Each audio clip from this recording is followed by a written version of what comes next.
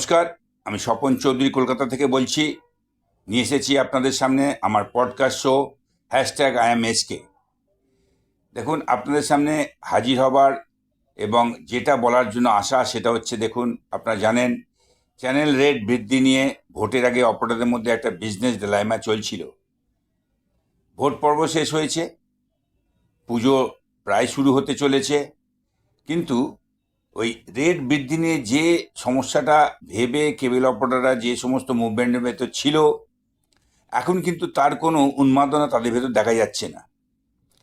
অন্যদিকে এমএসওদের যে channel rate বাড়ানো নিয়ে যে একটা টালবাহানা এখনো কিন্তু চলছে। আর অপারেটরদের হোয়াটসঅ্যাপ গ্রুপ বলতে যা আছে তার সেই একই কাহানি, অপ্রয়োজনীয় অব্যবসায়িক ভিত্তিহীন সব বক্তব্য, আর সেই নিয়ে নানা মন্তব্য অভিমত সারাদিন সেই মধ্যরাত পর্যন্ত। এখানে বলে রাখি, জীবনের প্রতিটি পদক্ষেপে আপামর মানুষের সমস্যা ছিল, আছে, আর সেই সমস্ত সমস্যা জুঝেই জীবনকে এগিয়ে নিয়ে যেতে হয়। আবার যদি সেগুলি ফিনান্সিয়াল রিলেটেড হয় তবে তো সমস্যার পাহাড়। তাই কেবল ইন্ডাস্ট্রি শুরু থেকে আজ বিংশ শতাব্দীতে এসেও কেবল ব্যবসার সমস্যা আছে, আর থাকবে নাই বা কেন? এখানে তো মানি ম্যাটার। তার উপর ক্ষমতা, পাওয়ার, আধিপত্য, value, overall control over media, মানে মানুষের ওপর কন্ট্রোল, আধিপত্য, যা নিয়ে নিজের মতো করে মানুষের মগজ ধোলাই করা যায়, নিজের কর্তৃত্ব ফোরানো যায়। কিন্তু অপারেটর যারা বিগত 34 বছর ধরে কেবল শিল্পে কাণ্ডারি হিসেবে কাজ করেছে, তারা কিন্তু এই সমস্ত বক্তব্য বলুন, আলোচনা, ভবিতব্যের তোয়াক্কা করে না, শুনতেও চায় না, বোঝা তো পরের কথা, মানতেই চায় না। এক বিশাল সংখ্যক অপরদের কাছে এসবের কোনো গুরুত্ব নেই, এগুলো সব গুরুত্বহীন, সময় নষ্ট করা জিনিস। এটা বলতে হচ্ছে কারণ 34 বছরের আগে শুরু হওয়া কেবল শিল্প, অন্যদিকে সামাজিক অবস্থা, মানুষের শিক্ষা, প্রয়োজন, তাদের চাহিদা, সব কিছুর আমূল পরিবর্তন হয়ে গেছে। কারণ সময়টা এখন গ্লোবালাইজেশন। ভারতবর্ষকেও পৃথিবীর প্রথম সারির দেশগুলির সঙ্গে পা মেলাতে হচ্ছে। বহু ক্ষেত্রে ভারত বিশ্বের অন্যান্য দেশের থেকে কয়েক কদম এগিয়ে চলেছে। কারণ হিসেবে বলা হচ্ছে, ভারত 140 কোটি মানুষের দেশ, আর এটাই তো মার্কেট। আর তাই তো শুধুমাত্র ভারতীয় শিল্পপতিরা নন, বিশ্বের তাবড় তাবড় শিল্পপতিদের গন্তব্যস্থল এখন ভারত, মানে ইন্ডিয়া। অন্যদিকে বর্তমান সময়ে আইসিটি, ইনফরমেশন কমিউনিকেশন টেকনোলজি, মানে ইন্টারনেট এবং মিডিয়া অ্যান্ড এন্টারটেনমেন্ট ইন্ডাস্ট্রি, যার মধ্যে কেবল টিভি ইন্ডাস্ট্রি অন্যতম, এই দুটো ইন্ডাস্ট্রি অতি দ্রুত প্রোগ্রেস করছে, আর সেখানেই কর্পোরেটদের তীক্ষ্ণ চোখ। প্রথমে যদি কেবল টিভি ইন্ডাস্ট্রি নিয়ে বলি, কেবল টিভির মাধ্যমে স্যাটেলাইট চ্যানেলের সম্প্রচার হয়ে থাকে, এটা ছিল, আগামী দিনেও থাকবে। কিন্তু দেখা যাচ্ছে বা বোঝা যাচ্ছে সম্প্রচারের মাধ্যম, মানে মিডিয়াম বদলাবে। মানে আগে কপার কেবিলের মাধ্যমে কেবল টিভি সার্ভিস, স্যাটেলাইট চ্যানেলে অনুষ্ঠান পাওয়া যেত। পরে অপটিক কেবল দিয়ে কেবল টিভি সার্ভিসের মাধ্যমে স্যাটেলাইট চ্যানেলে অনুষ্ঠান পাওয়া যায়। এখন এবং আগামী দিনে ডেটা, মানে ইন্টারনেটের মাধ্যমে স্যাটেলাইট চ্যানেলের পরিষেবা পাওয়া যাবে। যে সমস্ত পরিষেবা কেবল টিভির মাধ্যমে চালু হওয়ার কথা ছিল তা হয়নি, যেমন VOD, video on demand, NVOD, near video on demand.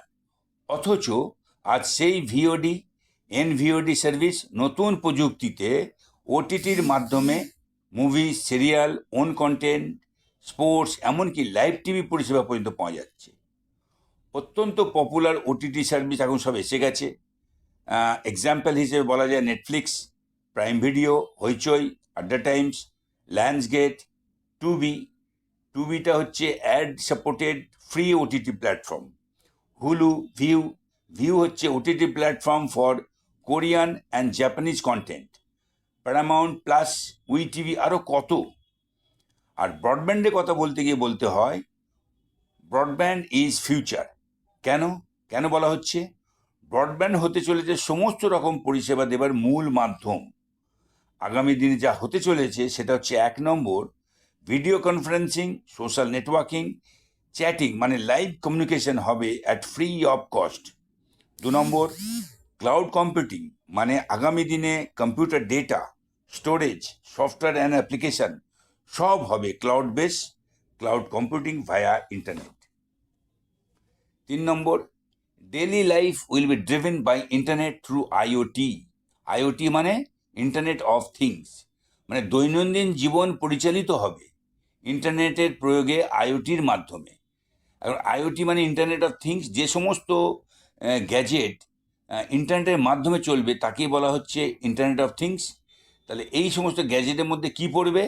আপনার বাড়ির light, fan, refrigerator, doorbell, AC machine, washing machine, security system, cooler, heater, dryer সব কিছু অপারেট হবে থ্রু ইন্টারনেট। 4 নম্বর, life line of control of any country, military vigilance, মানুষবিহীন গাড়ি মানে যা কিছু ভাবা যায় সব হবে ইন্টারনেটের মাধ্যমে। 5 নম্বর, আজকের দিনে ইন্টারনেট কানেক্টিভিটি রেশিও একটা দেশের ইকোনমিক্যাল গ্রোথের মাপকাঠি হয়ে দাঁড়িয়েছে। এই জন্য ভারত সরকারের আইন পদ্ধতি বদলাচ্ছে, নীতি শিথিল করা হচ্ছে, আর দেশ বিদেশের শিল্পপতিরা ইনফরমেশন কমিউনিকেশন ইন্ডাস্ট্রি ও মিডিয়া অ্যান্ড এন্টারটেনমেন্ট ইন্ডাস্ট্রিতে ঝাঁপিয়ে পড়েছে। জানেন নিশ্চয়, world leader Google, Amazon, Starlink of SpaceX এই সংস্থারা ভারতে পদার্পণ অলরেডি করে নিয়েছে। তারা এই ব্যবসায় এসেছে যে ব্যবসায় এলসিও মানে local cable operator, MSO multi system operator ও আইএসপি ইন্টারনেট সার্ভিস প্রোভাইডার ব্যবসাটা করছে। এখন বুঝতে পারছি আমি পরিবেশটা বেশ ভারী হয়ে উঠেছে, মানে বাংলায় যাকে বলে হজম হবে না। দেখুন, এটা বুঝি সাধারণ কেবল অপারেটরদের কাছে এই সমস্ত বিষয় বা আলোচনার কোনো গুরুত্ব নেই। তারপরও বলবো অপারেটর বন্ধুরা, এসব যদি না জানেন, না খবর রাখেন, তবে নিজেদের জীবিকা অর্জনের মাধ্যম মানে ওই cable TV and internet service ইন্ডাস্ট্রিতে কীভাবে টিকে থাকবেন? অপারেটরদের এই যে একটা ধারণা আছে না, আমার এলাকা আমি তৈরি করেছি, সুতরাং সরকারের উচিত অপারেটরদের জন্য বিশেষ নিয়ম নীতি বানিয়ে অপারেটরদের স্বার্থ সুরক্ষা করো। আবার এটাও হয়, অপারেটররা ব্যবসায়িক কারণে যাদের সঙ্গে জড়িয়ে আছে, অপারেটররা ভাবে সেই এমএসও, ব্রডকাস্টার, আইএসপি তারা অপারেটরদের স্বার্থ দেখবে বা প্রোটেক্ট করবে। আবার অপারেটরদের যদি কোনো সংগঠন থাকে, অপারেটরদের স্বার্থে ও তাদের অসুবিধায় সেই সংগঠন বা সংগঠক যাতে তাদের পাশে থাকে সুরক্ষা দিতে হবে। কি ঠিক বলছি তো? কিন্তু এই সমস্ত ব্যবসায়িক স্থায়িত্ব পেতে হলে অপারেটরদের দায়িত্বশীল হতে হবে ডিসিপ্লিন, আর থাকতে হবে নিয়ম নীতি মানার বাধ্যবাধকতা। সেই মানসিকতা, গ্রহণযোগ্যতা, অঙ্গীকার কোথায়? তাই অপারেটরদের ধ্যান ধারণা, মানসিক অবস্থানের ব্যাপক পরিবর্তন দরকার। অবশ্যই রাজনৈতিক প্রেক্ষাপটের মতো নয়, হতে হবে বাস্তবতার নিরিখে। কারণ এখানে লড়াইয়ের ক্ষেত্রটা অসম, সেখানে হার মৃত্যুর সম্ভাবনা প্রচুর। কিন্তু ভারতের ইতিহাস অন্য কথা বলে, অসম লড়াইয়েও টিকে থাকা সম্ভব, জেতা সম্ভব। আর তার জন্য কিছু বিশেষ মন্ত্র আছে, সেগুলো মেনে বুঝে চলার প্রয়োজন আছে। যেমন, ইয়োর টেরিটরি ইজ অ্যাডভান্টেজ। এই হেডলাইনে বলা হচ্ছে এই যুদ্ধে জেতা, ব্যবসায় টিকে থাকার মূল বিষয় হবে অপারেটার্সের ডোমেন। এক্ষেত্রে অপারেটর ডোমেন হলো তার নেটওয়ার্ক, যেটা তারা জানে বেশি, বোঝে বেশি। সেকেন্ডলি, স্থানীয় হওয়ার সুবাদে এলাকার মানুষ, কনজিউমার তাদের চেনে, জানে, বোঝে এবং মানে, প্লাস একটা সফট কর্নার কাজ করে। এই জন্য দেখবেন ইন্ডিয়ান ক্রিকেট টিম হোম গ্রাউন্ডে বেশি ম্যাচ জেতে। সম্রাট অশোককে তার গুরু বিখ্যাত অর্থশাস্ত্রবিদ বলে গেছেন, to outsmart all your enemy, challenge them in your area of expertise. আবার এটাও বলা হয় ওয়েপেন অফ ডিপ্লোম্যাসি। এই যে হেডলাইন, এখানে বলা হয় কেবল টিভিতে তুমি বম, মিসাইল, ট্যাঙ্ক নিয়ে যুদ্ধ করতে পারবে না, যেটা যুদ্ধে হয়। আজকের দিনে আবার দেশে দেশে যুদ্ধও হয় না, যেটা হয় সেটা হচ্ছে ডিপ্লোম্যাসি। তো ডিপ্লোম্যাসি একটা অস্ত্র হিসেবে ব্যবহার হয় দুটো দেশ এক জায়গায় বসে আলোচনা করে, সমস্যার সমাধান করে। সিমিলারলি অপারেটরদের প্র্যাকটিক্যাল ইস্যু আইডেন্টিফাই করতে হবে, সঠিক লোকেদের নিয়ে টিম ফর্ম করতে হবে এবং লং টার্ম বিজনেস প্রপোজাল নিয়ে বারবার টেবিল টক করতে হবে। এই ধরনের কাজের জন্য লিডার চুজ করতে হবে যারা হবে money conscious but not money minded. এখানেও চাণক্য বলে গেছেন, বিজনেস ইস্যু নিয়ে কাজ করতে গেলে অফকোর্স মানি কনসাস হতে হবে, বাট কাজের পরিবর্তে শুধুই মানি গেন হবে, মনিটারি গেন খুঁজলে কিন্তু হবে না। Operator be a part of this system before you change it. সবাই পরিবর্তন চাইছে, সুরক্ষা চাইছে, কিন্তু সেই কাজে অংশগ্রহণ করতে চাইছে না, পরিবর্তে সমালোচনা আর টিপ্পনি। তো সুতরাং পরিবর্তন ও সুরক্ষার ফল ভোগ করতে গেলে দূর থেকে অ্যাডভাইস সাজেশন দিলে হবে না, সরাসরি সেই কাজে কর্মকাণ্ডে অংশগ্রহণ করতে হবে। সংঘবদ্ধ কাজে অপরাধের অনীহাই কিন্তু তাদের ব্যবসায় টিকে থাকা আর না থাকা, এটা একটা অন্তরাল হয়ে দাঁড়িয়েছে। তাই বিংশ শতাব্দীতে কেবল অ্যান্ড ব্রডব্যান্ড ইন্ডাস্ট্রির মতো একটা অর্গানাইজ সেক্টরে টিকে থাকার জন্য বা প্রয়োজনে মৌর্য সাম্রাজ্যের এক মহান ব্যক্তিত্ব চাণক্যের কিছু উক্তি তুলে ধরতে চাই। তিনি বলে গেছেন, information is first step to success. Remember, the first step is information, next is strategy, and then comes the hard work. তাই অপারেটরদের ব্যবসার স্ট্র্যাটেজি ঠিক করতে হবে, ইনফরমেশন নিতে হবে, আর সেই স্ট্র্যাটেজির ওপর ভিত্তি করে কঠিন পরিশ্রম করতে হবে। বিকজ বলা আছে, do not accept defeat. Situation analyze করো, প্ল্যান তৈরি করো, prepare for strike back. Success is destine to come, because if victory comes late, it is still a victory.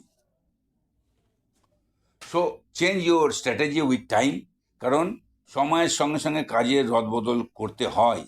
আজ থেকে 10 বছর আগে সোশ্যাল মিডিয়ার কোনো ইম্পর্টেন্স ছিল না। আজ ব্যবসা বৃদ্ধির অন্যতম অস্ত্র সোশ্যাল মিডিয়া প্ল্যানিং। সুতরাং আগেকার ফ্রি মার্কেট স্ট্র্যাটেজি আর আজকের কম্পিটিটিভ মার্কেটের স্ট্র্যাটেজি কখনোই এক হতে পারে না, বদলাতে হবে। Because time and tide wait for none. আর এই change in business strategy for অপারেটরের সময় হলো এখন, মিনস নাও। সুতরাং সময় অপচয় না করে টিম ফর্ম করো, স্ট্র্যাটেজি সেট করো, প্ল্যানিং অ্যান্ড অ্যাপ্লিকেশন করতে হবে। Because leadership is not a post or position, it's a responsibility. So let responsible competent people get the exposure. এটা আমার বলার বক্তব্য। কেবল টিভি ব্যবসা করতে গেলে কেবল অপারেটরদের আগামী দিনটার জন্য যেভাবে তৈরি করতে হবে, তৈরি হতে হবে, তারই প্রয়োজনে আমার এই বক্তব্য আপনাদের সামনে রাখলাম। আপনারা এটা ভেবে দেখুন, এবং যারা এটা শুনলেন, যারা শুনেছেন, তাদেরকে অনুরোধ করব আপনারা এই অনুষ্ঠানটা আরও বেশি করে আপনাদের হোয়াটসঅ্যাপ গ্রুপে শেয়ার করুন। তার কারণ আরও বহু অপরাধের কাছে এই ইনফরমেশন যাওয়া দরকার। তাদের ভাবনা চিন্তা বদলাতে হবে, এবং বদলানোর জন্য যে ফোকাস হতে হয়, যেভাবে চিন্তা করতে হয়, তার জন্য এই অনুষ্ঠান। আমি চাইব আপনারা সমস্ত কেবল অপারেটরের স্বার্থে, ইন্ডাস্ট্রির স্বার্থে, কেবল কমিউনিটির স্বার্থে আপনারা এই কাজটা করবেন। প্রোগ্রামটা বিভিন্ন অপারেটরের কাছে ছড়িয়ে দেবেন, এবং তারা যাতে দেখে এবং তারাও তাদের বিজনেস প্ল্যানটা সেই মতো করে আগামী দিনে এগোতে পারে। এই বলে আজকের অনুষ্ঠান আমি শেষ করলাম। নমস্কার, ধন্যবাদ। আবার আসবো আপনাদের সামনে।